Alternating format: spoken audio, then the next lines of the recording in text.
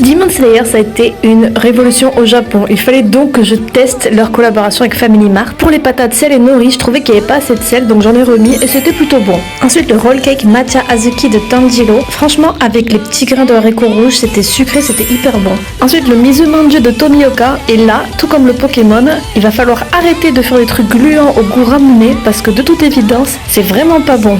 Donc encore une fois, une note très basse, 2 sur 10. Ensuite, le Daifuku de Inosuke fourré à la pâte de haricots rouges et à la chantilly. Franchement, il était très très bon. Il n'était pas très différent d'un Daifuku normal, mais c'était très bon. 8 sur 10. Puis ensuite, le melon pain à la patate douce de Shinobu. Et franchement, ça c'était trop bon. La crème de patate douce, la chantilly de patate douce, le croquant du melon de pain à la patate douce, c'était franchement délicieux. Meilleur collab, 10 sur 10, sans aucun doute. Ensuite, un espèce de faux jus de fruits. Franchement, j'ai pas trouvé ça génial. Il a le même goût que tous les autres et en plus, il n'utilise pas de vrais fruits, donc 4 sur 10. Ensuite, le cheesecake à la myrtille de Shinobu. Il était très beau, très embêtant à manger parce que ça en met partout et sinon il était plutôt bon. J'aurais aimé qu'il y ait plus le goût de la myrtille, mais sinon il était bon, il était sympa à manger. Les onigiri, c'est les mêmes que vous pouvez acheter au combini. Vous payez juste plus cher le packaging, donc 4 sur 10. Les sandwichs à l'œuf de Zenitsu, je les ai déballés et franchement ils étaient délicieux. Mais c'est juste les sandwichs de Family Mart normaux. Bon, ils sont normalement délicieux, mais du coup encore une fois c'est le packaging.